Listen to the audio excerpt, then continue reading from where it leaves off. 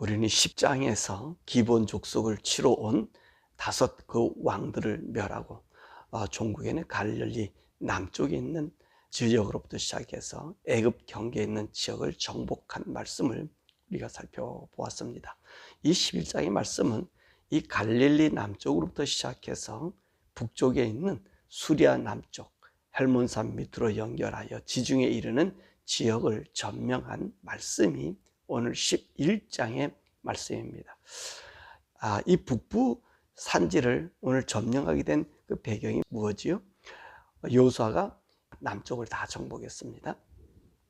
그랬더니 북부 지방의 실세였던 하소랑 야빈이 북쪽에 있는 모든 가나안 족속을 모아서 이스라엘을 치러 달려오게 된 것입니다.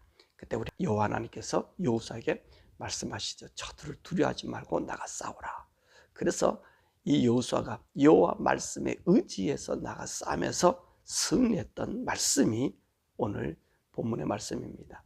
자, 이 싸움의 주도자인 하솔은 어떤 지역이고 어떤 곳이냐는 것이지요. 이 하솔은 그 말이 요새다라고 하는 의미를 갖고 있습니다. 그래서 그 하솔은 오늘 본문의 말씀 보니까 이 산성, 높은 산성을 쌓고 요새로 그 땅을 이제 갖고 있었던 것을 볼 수 있습니다.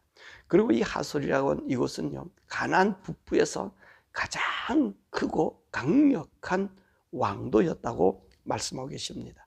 이 하솔의 위치는 갈릴리, 이 긴네렛이라고 하죠. 갈릴리, 오늘 본문에도 긴네렛이라고 그랬는데 긴네렛 바다 북쪽 약 15km 지점에 위치한 강성한 나라였습니다. 그리고 이 나라의 크기가 얼마 전는 200에이커, 우리가 1에이커가 약 4km 평방미터라니까 한번 800평방킬로미터입니다. 그러면 이 크기가 어느 정도 되느냐? 우리가 지난번 우리 여리고에 대한 말씀을 우리가 배웠지요. 여리고가 8에이커 정도 된다 그랬습니다. 그래서 그 성 둘레 길이가 한 4km 정도, 3km, 4km 정도 되는데 거기에 몇 배가 되는 거지요? 8에이커고 오늘 하솔은 200에이커가 되니까 적어도 이 크기가요 16, 16, 17배 정도 17배 이상의 큰 지역이지요. 그래서 이 북부 지역에 이 종주가 될 수 있는 그 힘을 가진 나라가 바로 이 하솔인 것입니다. 그래서 이 하솔이 이제 이스라엘에 점령되고 나서 그 땅이 납달리 지역파로 이제 주어지게 됩니다. 자, 그러면 하솔랑 오늘 야빈이라고 했던 이 야빈의 말이 어떤 뜻이냐? 오늘 하솔랑 야빈은 그 뜻이 지략가라고 하는 뜻을 가지고 있어요. 그러니까 이 하솔랑 야빈은 자기의 지혜와 능력을 가지고 이 북부의 사람들을 다 휘어잡는, 또 가나안 족속들을 오늘 모두를 결집하는 중심의 자리에 섰다는 것입니다. 그러니까 이 사람들 보면은 이 야빈은 정말로 강대한 그리고 큰 장대한 족속이면서 그리고 그 북쪽에 모든 것을 자기가 장악하는 그런 힘을 가지고 있었던 것이죠. 바로 이 하솔한 야빈이 자기의 힘과 능력 그리고 권세를 가지고 북쪽에 있는 가나안 모든 족속을 불러들였습니다. 그랬더니 이들이 하솔랑 야빈의 이야기를 듣고 모든 사람을 동원해서 메론 물가로 모였다는 것입니다. 이 메론 물가는 어디냐면 오늘 갈릴리 바다 북서쪽 15km 지점이다. 그러니까 어디겠습니까? 바로 하솔 왕 야빈이 있는, 하솔이 있는 그 지역으로 모두가 몰려들게 되었던 것이지요. 자, 근데 그 수가 얼마나 많다고 얘기했습니까? 해변에 모래와 같이 많았다는 것입니다. 그리고 이들이 말과 병거를 다 동원해서 가지고 나왔다는 것입니다. 그럴 수밖에 없지. 이 사람들의 싸움은 말과 병거를 가지고 이스라엘 백성과 대항해 항상 그렇게 대응합니다. 근데 이스라엘 백성들은 전쟁에 나가면 어떤 싸움을 합니까? 말과 병거가 없어. 이 사람들에게는 그 병거를 타고 싸움을 하질 않아요. 이 사람들 보면 그냥 일반 전쟁의 모습으로 나간다는 말입니다. 그러니까 다른 사람들의 모습을 보면 이스라엘 사람들의 전쟁이 좀 어리석기 이를 데가 없죠. 더욱이 이스라엘 백성들이 지금 가나안 땅으로 들어왔습니다. 이런 것들을 가지고 전쟁할 그런 여력이 없어요. 오늘도 보면 어느 누구나 싸움에도 이 이스라엘 사람들의 싸움에는 병거라든지 말을 동원해서 싸우는 게 아니에요. 대부분 어떤 싸움을 싸움해요? 그냥 보병전처럼 걸어간다는 말입니다. 그런 싸움을 한다는 말이지요. 그런데 우리 하나님이 그들에게 힘이 되고 그들의 병거가 되고 그들의 말이 되어 주어서 승리케 해주시는 거잖아요. 우리가 지난 싸움에서도 남쪽의 싸움에서도 그러지 않았습니까? 어떤 싸움이었어요? 오늘 야일론 골짜기, 그다음 벳부원으로 올라가는 그 언덕길, 그곳에서 우리 하나님께서 우박으로 말미암아 그들을 다 전멸시켜 주는 거예요. 그러니까 생각해 보세요. 하나님의 능력과 기적으로 싸움하는 군대가 바로 이스라엘 나라 군대라는 것입니다. 그래서 이 하나님의 군대의 속성을 모르는 사람들은 하소랑 야빈이 그 북부 산지에 있는 모든 사람들을 불렀을 때 병거와 말과 수많은 모든 사람을 동원했던 것처럼 자기들의 지혜를 가지고 자기들의 만드는 물건을 가지고 하나님께 도전한다는 것입니다. 그래서 이 사람들이요 메론 물가에 가득 채우게 되었습니다. 그러니까 여호와께서 이제 여호수아에게 나타나셨습니다. 그리고 말씀하시죠. 내일 저들 다 너에게 붙여줄 것이니까 너는 두려워하지 말라는 것입니다. 너는 가서 이제 저들과 싸움에서 승리하게 되면 가서 말의 뒷줄의 심줄을 다 끊고 병거를 다 불사르라. 그렇게 말씀하십니다. 왜 그러지요? 우리 하나님은요 인간의 도구로 사용하는 것이 아니라 하나님 능력 그 자체를 가지고 우리에게 승리를 주시기 위함인 것입니다. 자, 이렇게 약속을 받은 여호수아 어떻게 나가죠? 그 다음날 수많은 병거, 말이 있는 그들을 향하여 돌진에 들어가는 거예요. 오늘 본문의 말씀 보니까 바로 갑자기 메론 물가를 습격했다. 그렇게 말씀했습니다. 보세요. 하나님 내일 너에게 저들을 붙여주겠다. 승리할 것이다. 라고 하니까 그 말씀을 듣고 그대로 갔다는 것입니다. 그러면서 우리 하나님께서 뭐라고 말씀하세요? 거기 있는 사람들 하나도 남기지 말고 호흡하고 있는 사람을 다 죽이라고 이야기했잖아요. 그러니까 여호수아가 그 하나님 말씀대로 가서 그들을 공격했더니 그들 앞에 모두가 혼비백산으로 도망가고 그리고 그들의 칼날에 죽을 수밖에 없었다는 것입니다. 그래서 그들 모두를 다 죽이고 성읍들과 모든 재물과 그 가축을 차지했다라고 오늘 본문의 말씀에서 우리가 보여주고 있습니다. 그러니까 여호수아의 승리는 어떤 승리죠? 하나님 말씀을 따라 걸어간 승리입니다. 그렇다면 이렇게 이 가나안 족속들이 멸망할 수밖에 없는 이유가 무엇일까 하는 것입니다.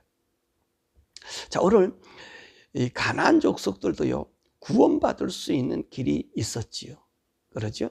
하나님께서는 저들의 마음을 완악해 하지만 그 중에서도 하나님을 알고 하나님 의지하는 자들은 하나님이 반드시 살려주는 것을 모든 사람들에게 보여주고 있습니다.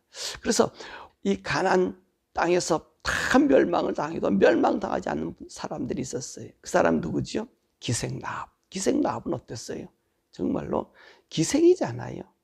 천박한 사람이잖아요. 근데 천박하고 기생이라 할지라도 하나님을 향한 믿음을 갖고 있었단 말이에요. 하나님한 중심의 믿음이 있었다는 거죠. 그러니까 정탐꾼을 숨겨주고 하나님을 등진 사람들을 뒤돌리고 자기 목숨을 바쳐서 그 말씀을 이행한 자 아니에요. 그래서 그 가족과 그 모든 진주와 그 집안에 있는 모든 것들은 그 여리고성이 무너질 때에 그대로 보존시켜 주었잖아요. 하나님이 그들에게 산 증거로 보여줬잖아요. 또 그들뿐만입니까? 이 기브온 족속들 말입니다. 이 기브온 족속들이 얼마나 지혜로운 사람들이에요. 라합이 사는 것을 보았을 것이고 여리고성이 무너진 걸 보고 난 다음에 그들은 어떡합니까? 바로 하친하라고 오잖아요. 그리고 종이 되겠다고 얘기하잖아요. 그래서 산미길로 올라갔더니 기브온 사람들이 거기 있는 거예요. 그러니까 이 여호수아가 너희들 왜 우리 속였냐니까 얘기하지 않아요. 우리는 하나님께서 애굽에서 그리고 광야에서 여리고성에서 한 모든 것을 보고 우리는 당신들의 종이 되기를 원해서 그렇게 했습니다. 그러니까 당신들의 선처를 바랍니다. 지금 여기서 다 죽여도 좋고 그들이 그런 얘기의 의미가 그런 게 아니에요. 당신이 원한 대로 하겠습니다. 그러니까 여호수아가 하나님의 이름으로 그들에게 맹세했기 때문에 그들을 죽이지 않고 이곳에서 하나님 여호와 집에 물 깃는 자가 되라. 그리고 나무 패는 자가 되라. 이스라엘 사람들의 종이 되라. 그랬더니 기브온 사람들이 뭐라 그래요? 그렇게 하겠다 그러잖아요. 이 기브온 사람도 어떤 사람이었습니까? 강대한 족속이라 그랬거든요. 강한 족속이라 그랬다는 거예요. 그들은 자기들의 강함을 의지하지 아니하고 비록 이스라엘 백성들이 나약해 보이고 힘이 없어 보이지 그 뒤에 계신 하나님을 보고 그 하나님께 순복해서 그들의 삶이 어떤 삶이 되었다 그랬습니까? 정말 나무 패는 사람. 이스라엘 백성들이 하나님 등지고 떠나 그 성막을 지키지 않을 때도 그 성막을 지키고 있었고 그 번제단을 지키고 있어서 솔로몬이 그곳에서 1000번째 이스라엘 백성들이 그 성막에서 하나님 앞에 제사할 수 있는 그 길들을 그들이 지키고 있었다는 걸 얘기했잖아요. 바벨론 포로일 때는요. 그 종된 이스라엘 사람들의 종이 되어서 또 섬겼던 그런 사람들. 이게 지혜라는 겁니다. 그런 걸 하나님께서 보여줬음에도 불구하고 오늘 이 가나안 족속들이 저들의 마음을 완악하겠다는 것입니다. 그러니까 완악했다는 건 자기 세력과 힘을 믿었다는 것입니다. 겉으로 보기 이스라엘 사람들이 순하지요. 바보처럼 보이지요. 뭐 키도 작겠다. 그리고 그 싸우는 그 연장도 별변치 못하겠다. 이 당시 이 사람들은 철기 문화를 가지고 시들었던 사람들 아니에요. 가나안 족속들이. 그리고 장대하겠다. 그게 얕보고 나온 겁니다. 그런데 그런 하나님 백성에 대한 얕봄이 이들의 죄악인 거예요. 그래서 하나님께서 그 가나안 사람 모두를 도말시켜 주셨어요. 생명을 가진 사람을 다 죽였다는 것입니다. 더욱이 오늘 이 본문의 말씀 속에서 여호수아의 순종이, 이 여호수아는 하나님께서 모세에게 말씀하신 것, 모세가 자기에게 말씀한 모든 명령을 다 실행했다. 그렇게 이야기하고 있습니다. 그 여호수아라고 하는 사람이 어떻게 보면 자기 생각이 없다는 거예요. 하나님 말씀에만 그 모세가 가르쳐준 그 길에만 걸어갔다는 거예요. 이것이 복된 자의 특징이기도 합니다. 우리는 우리 하나님 말씀을 우리가 따르고 의지하고 살아가는 것이 가장 지혜로운 거고 복된 자의 삶이에요. 또 그리고 하나님 말씀을요, 나도 잘 지키고 우리 자손들이 잘 지키는 이것도 복이에요. 그렇잖아요. 자식들이 부모 말을 100% 순종하는 자가 거의 없습니다. 그죠? 자기들이 배우고 자기들이 느끼고 자기들의 본 세상이 부모 세대들과 달라서 자식들이 부모의 말을 잘 따르지 않아요. 똑같아요. 정치나 어디나 마찬가지 아니에요. 자기 힘과 능력을 과시해서 위에 사람 기반을 흔들어 놔야지 자기 세력이 커진다고 하는 그런 사상의 모습을 갖고 있지 않습니까? 그런데 여호수아는 그렇지 않았다는 거예요. 모세가 자기에게 한 그 말을 그대로 따랐고 모세가 하나님의 말씀을 따라 살아가는 그 모습을 자기도 그대로 따라서 사실 이 가나안 땅에 들어갔을 때 여호수아 나이도요 80이 넘은 나이거든요. 그러면 이 사람도 마음이 약해질 수도 있을 것 아니겠습니까? 그런데 어떻게 해요? 하나님 하신 명령을 그대로 따라 산다. 그대로 했다는 거예요. 자기들의 힘과 지혜를 의지하지 아니하고 하나님 그에게 명령하신 것. 그래서 오늘 본문의 말씀에 뭐라 말씀하세요? 여호수아는 하나님이 명령한 모든 것을 다 실행했다. 그렇게 이야기하고 있어요. 이게 복되다는 거예요. 하나님 말씀대로 다 주어진 것을 따라 살 수 있는 것이 복이라는 것입니다. 자, 그러면 이 가나안 정복의 근본적인 그 사상이 뭐죠? 바로 하나님의 약속의 성취라는 것입니다.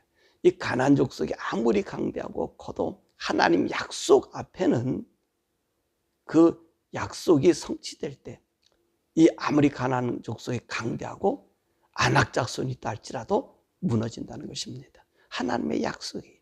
하나님이 약속했단 말이지요. 누구에게 약속했어요? 아브라함에게 약속했잖아요.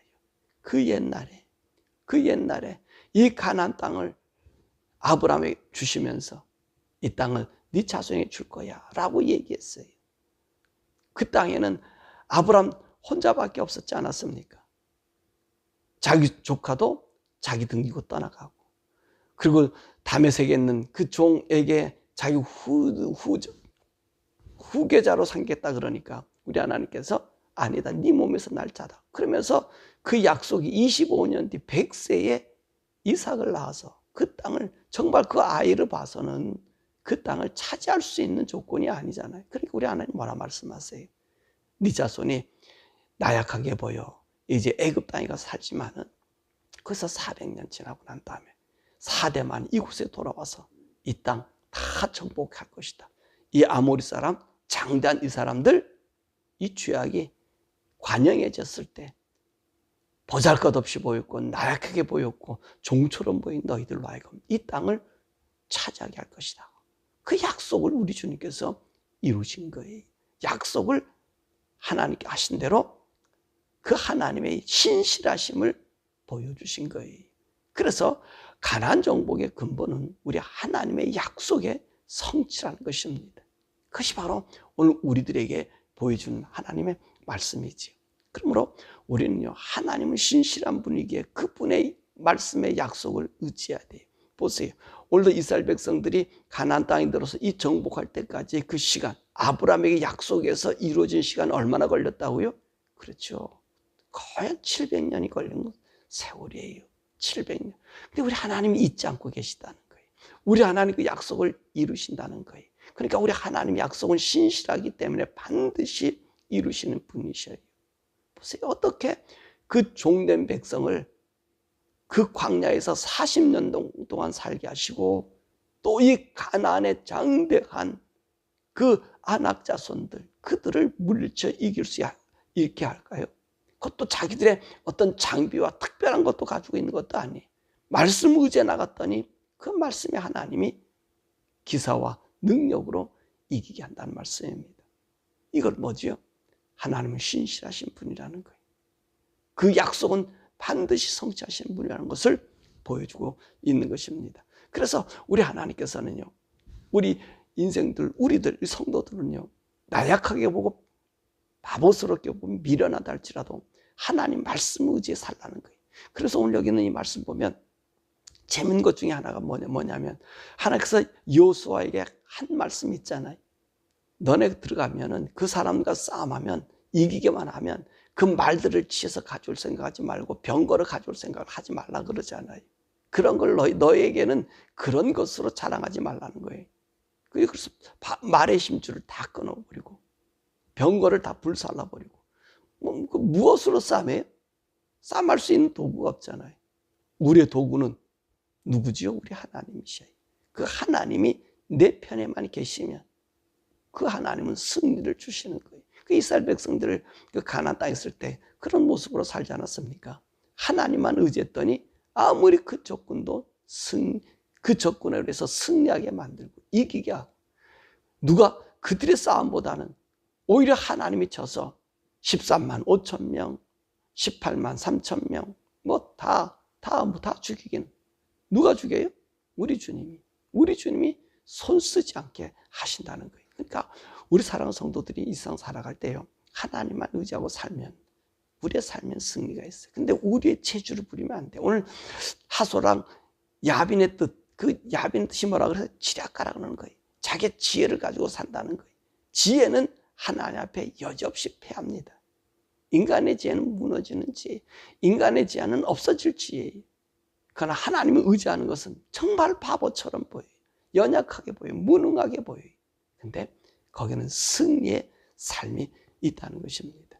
그래서 우리 하나님께서 이스라엘 백성들에게 그 약속을 성취했다는 것입니다. 또 오늘 여기는 20절의 말씀 보면 그들의 마음을 강팍하게 했다. 그래서 전쟁 나오겠다라고 하는 것입니다. 그 사람들의 마음을 왜 강팍하게 할까요?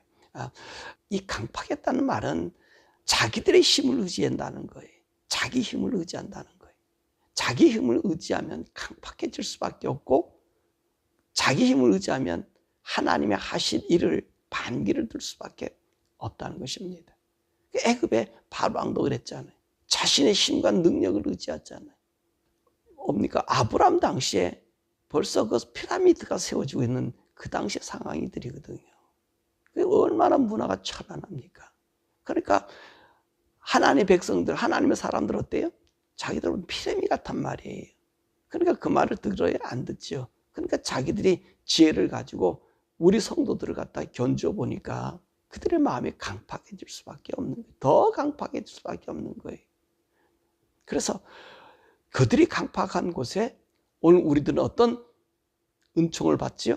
바로 하나님의 은혜가 우리 가운데 있음을 느끼는 거예요. 저들이 강한 자들, 저들이 자기 지혜를 의지하고 우리는 아무것도 없지만 하나님 의지하니까 그분이 우리를 세워주시고 인도해 주시고 보호해 주시고 지켜주시고 승리케 하시는 그 은총을 주시더라는 것입니다. 사랑하는 여러분, 우리가 이 세상 살아가는 동안 미련할 정도로 하나님만 의지하시자는 겁니다. 하나님만 바라보자는 거예요. 우리가 할 거 있는데, 그럼 맞습니다. 우리가 얼마든지 할 수 있습니다. 그럼에도 불구하고 내 능력을 내려놓고 내 생각을 내려놓고 하나님 앞에 맡겨놓기만 하면 그분이 걸어가셔요. 하나님 말씀하시잖아요. 여호수아 앞에 내가 먼저 가서 싸움한다. 그 약속은요, 야곱에게도 하셨고요. 모든 싸움에서 우리 성도들이 가는 그곳 앞에는 우리 하나님이 먼저 가신다는 거예요. 먼저 앞서 행해 주신다는 거예요. 그래서 무너뜨리고 그래서 전멸시키는 거예요. 우리 힘이 아니에요. 하나님이. 우리 성도들이 바로 그런 사람들이에요. 하나님 앞서서 싸워서 승리케 하신 하나님. 지금 우리 성령님께서 우리와 함께 계셔서 우리를 악의 세력으로부터 보호하시는 분이시거든요. 이 보호하는 그 성령님 의지에서 우리 삶 속에 하나님이 온전히 저와 여러분들은 나타나는 하나님의 역사 속에서 날마다 주님을 찬양하며 살아가는 우리 삶 되기를 주님의 이름으로 축원합니다.